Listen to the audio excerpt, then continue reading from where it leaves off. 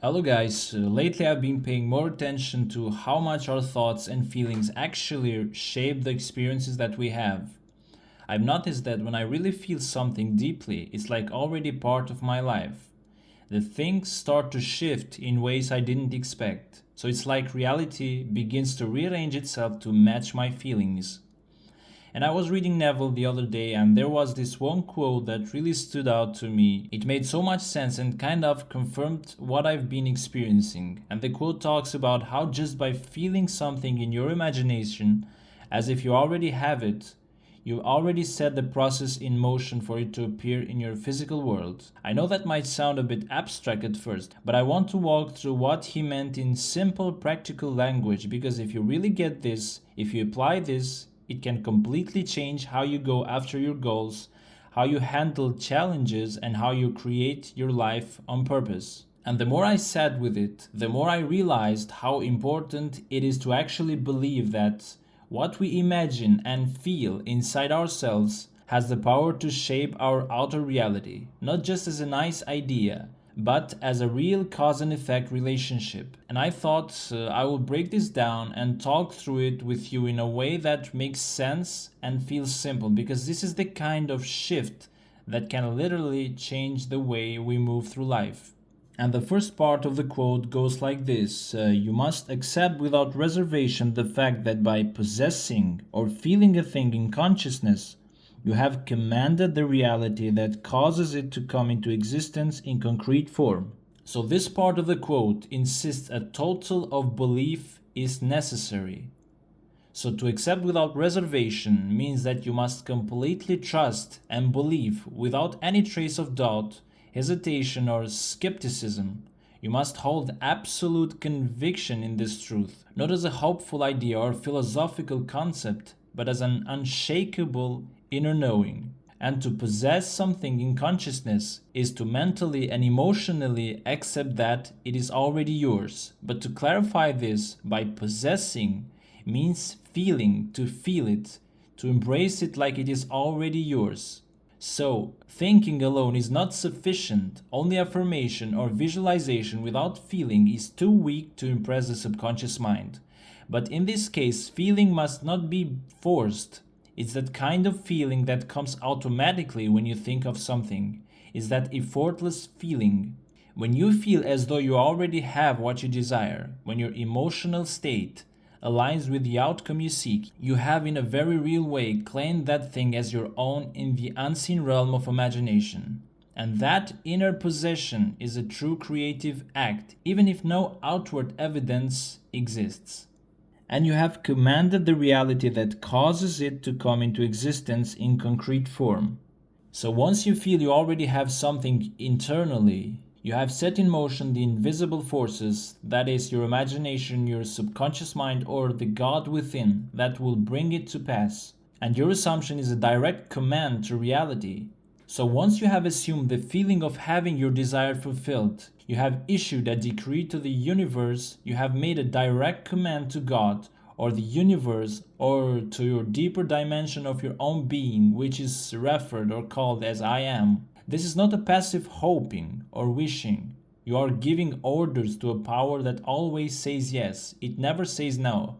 You are giving a powerful instruction to the creative force that it exists in every one of us. By entering into the state of the wish fulfilled and sustaining that inner conviction, you are effectively shaping the cause that will lead to that physical effect. So when you live inwardly and have planted the seed in assuming that your desire is already real, and just like a seed knows how to become a tree, your inner assumption contains the power to produce its outer equivalent through a process that is often invisible and unpredictable, but certain and sure that it will become a reality fact. And the second part of the quote is: You must be absolutely convinced of an unbroken connection between the invisible reality and its visible manifestation. Your inner acceptance must become an intense, unalterable conviction which transcends both reason and intellect, renouncing entirely any belief in the reality of the externalization, except as a reflection of an inner state of consciousness. So in this case, you need to develop a deep An unwavering belief that there is no separation between what you imagine, which is invisible, and what later appears in your physical world, which is the visible one. Your imagination, your inner world, what you feel, believe, and accept as true within yourself is directly connected to what eventually shows up around you. Like these are two parts of the same puzzle or process. It's like seed and fruit. So if you're imagining something with faith and feeling, whether it's love, success, healing, or peace, it's not just a nice daydream. It is the first stage of creation. And the second stage of it is its realization or its appearance in your outer life. And your inner acceptance must become an intense, unalterable conviction which transcends both reason and intellect, renouncing entirely any belief in the reality of the externalization except as a reflection of an inner state of consciousness. And this belief in your inner reality must become so solid and unshakable, like a deep knowing that no one can shake you. It's not a casual hope or something you think about only once or twice. It has to become an intense inner certainty, something that doesn't change depending on how things look on the outside. It means you're so sure about your inner assumption that even if nothing seems to be happening yet, you're still calm, confident, and faithful because you know it's already real on the inside.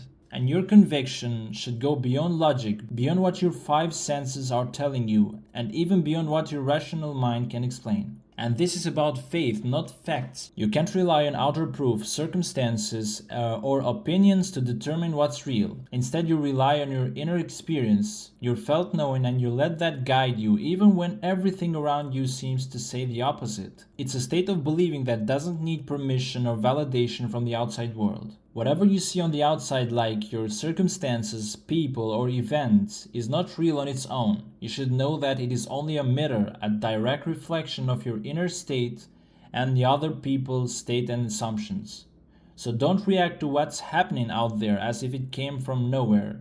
And understand that your outer world is being shaped event after event by your thoughts, feelings, assumptions, and beliefs. If you don't like what you're seeing in life, the direct answer is not to fight the outer situation, it's to go within and change your inner state, because the outer world will eventually follow that inner shift. So at the end conclusion, our inner world and outer world are always connected. You can't separate them one from another.